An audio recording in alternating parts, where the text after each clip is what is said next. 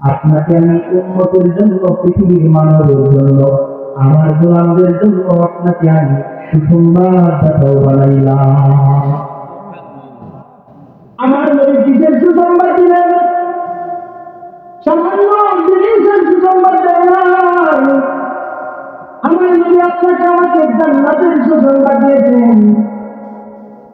আমি যদি এই চায়ের কাপটা এরকম আপনাদের সামনে যদি চায়ের কাপের বর্ণনা দেই, আপনারা খুঁজে ফেলবেন চায়ের কাপটা এরকম। কিন্তু জান্নাতের বর্ণনা আল্লাহ কোরআনে দিয়েছেন, নবী হাদিসে দিয়েছেন। তবু আমার আল্লাহ বলেন না, চায়ের কাপের বর্ণনা পাওয়া যায়, চায়ের কাপটা কিরকম বোঝা যায়, কিন্তু আমি আল্লাহ জান্নাতের বর্ণনা কোরআনে দিলাম। আমি আল্লাহ আমার নবী হাদিসে জান্নাতের বর্ণনা সুসংবাদ দিয়েছে, কিন্তু নাই না। এই সুবর্ণনা পেয়ে তোমরা জান্নাতের সঠিক পরিচয় পাও না।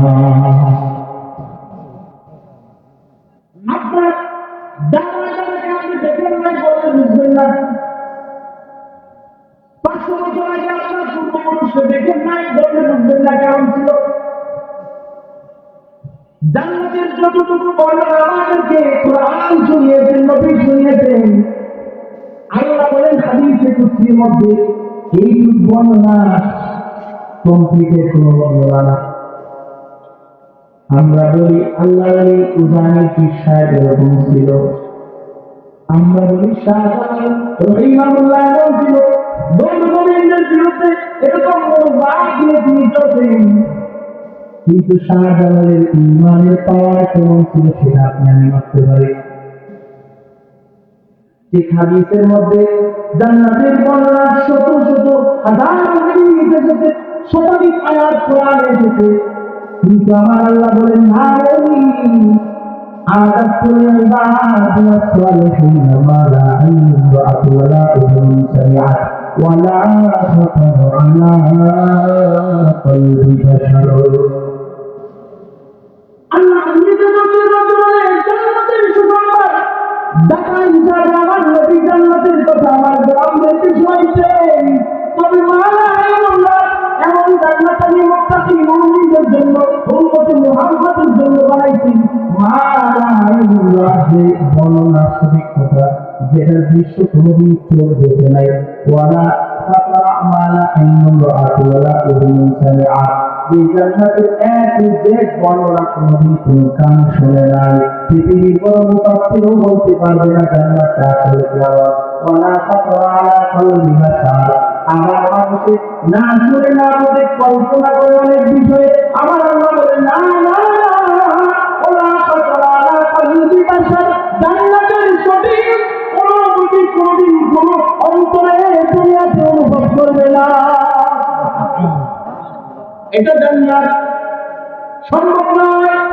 আমার আল্লাহ কোরআনের মধ্যে বলেন ফালা তা'লামু নাফসুন মা উখফিয়া লাহুম মিন কুররাতি আয়ুন, ফালা তা'লামু নাফসুন মা উখফিয়া লাহুম মিন কুররাতি আয়ুন জাযাআন বিমা কানু ইয়া'মালুন।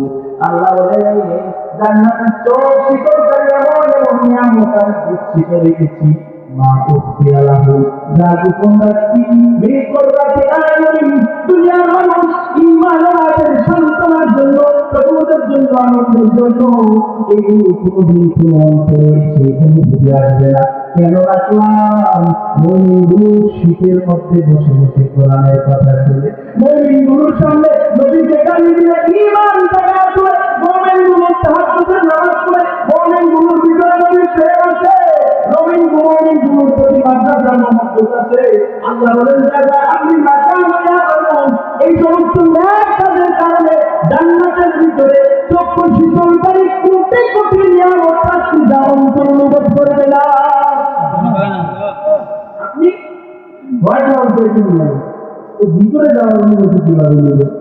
আচ্ছা, সত্য করে বলো যে আখলাক ওয়ালা যুবক বিয়ের আগে কোনো মেয়ের ছুঁয়ে দেখছে না, চরিত্র ওয়ালা যুবক যদি কেউ বিয়ের আগে একটা মেয়েকে ছেড়েও দিচ্ছে না, অবৈধভাবে দৃষ্টিও দিচ্ছে না, ও কি বিয়ের মধ্যে বুঝবে?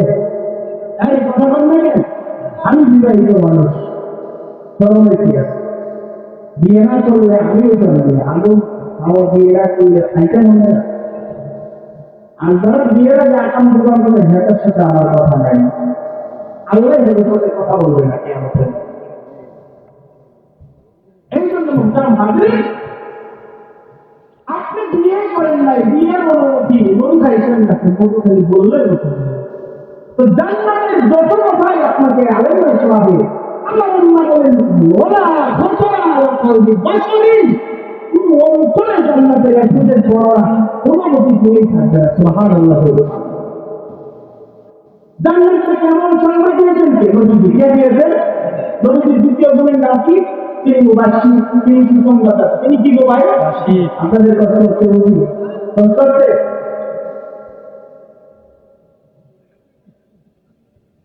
নবীজি দ্বিতীয় গুণ হলো তিনি সুসংবাদদাতা। তো কিসের সুসংবাদ দিয়েছে? জান্নাতের। কিসের? জান্নাতের। জান্নাতটা কেমন কিছু সুসংবাদ শুনে যান। দুনিয়াতে মানুষ অভিমান করে, দুনিয়াতে মানুষ কষ্ট পায়, দাদা তো বোনের সাথে সব বিয়ে হয়ে গেছে, আসলে বিয়ে করে নেই, আসে না? আমার ছেলে জানা মতোই আছে, খারাপ বোন বিয়ে হয়ে গেছে, আর বিয়ে করে নেই। আমার টিচার একজন আছে, সারা জিন্দগি কিশোরগঞ্জ শহরে বাড়ি, বিয়ে করে নেই, টাকা বলা মানুষ, ভালো মানুষ, কিন্তু বিয়ে করে নেই। জান্নাতে কেমন হবে? জান্নাত না আল্লাহ ডাক দিয়ে হাদিসের মাধ্যমে নবীর মাধ্যমে উম্মতকে দোয়া দিয়েছে জানায়, জান্নাতের ভিতরে লিকুল্লি মিনহুম যাওজাতান ইসনাতান, জান্নাতের ভিতরে প্রত্যেকটা মানুষের প্রধান দুইজন বিবি হবে। আর দুইজন বিবির সৌন্দর্য কেমন হবে? আল্লাহ পয়গম্বর মুসলিম শরীফের হাদিসের মধ্যে বলেন, তাদের সৌন্দর্য এমন হবে, পায়ের বিছানার দিকে তাকাইলে মনে হবে ক্যালসিয়াম দেখা যায়। জান্নাতের মধ্যে আল্লাহ নবী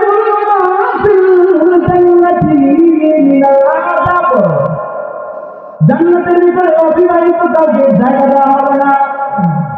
বিয়ে সামনে করছো না, যদি জান্নাত দেওয়া হয় এখানে বিয়ে বাজায় বিয়ে ডাইরেক্ট করে হাদিস।